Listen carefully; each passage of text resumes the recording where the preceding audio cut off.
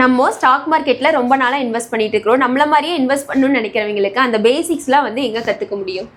இப்போ இன்டர்நெட்டில் நம்ம சும்மா ஓப்பன் பண்ணாலே நமக்கு நிறைய சோர்சஸ் இருக்குது. பட் அஃபிஷியலாக ஒரு நல்ல சோர்ஸ் நம்மளுக்கு தேவைப்படுது அப்படின்னா அந்த செபி தான் இந்த ஸ்டாக் மார்க்கெட்லாம் ரெகுலேட் பண்ணுறாங்க. அந்த செபி கீழே இருக்கிறது தான் NISM, national institute for securities market அப்படின்னு சொல்லி.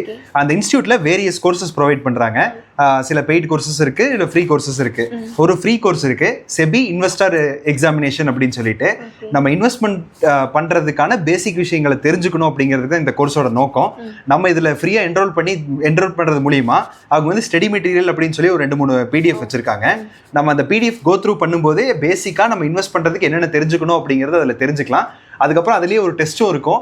நம்ம எந்த அளவுக்கு அதை தெரிஞ்சுக்கிட்டோம் அப்படிங்கிறத அந்த டெஸ்ட் எழுதி பார்த்து தெரிஞ்சுக்கலாம். அதில் 50 கொஸ்டின்ஸ் இருக்கும். 25க்கு மேலே நம்ம எழுதும்போது அதை பாஸ் அப்படின்னு சொல்லி நமக்கு தனியாக ஒரு சர்டிஃபிகேஷனும் கொடுப்பாங்க.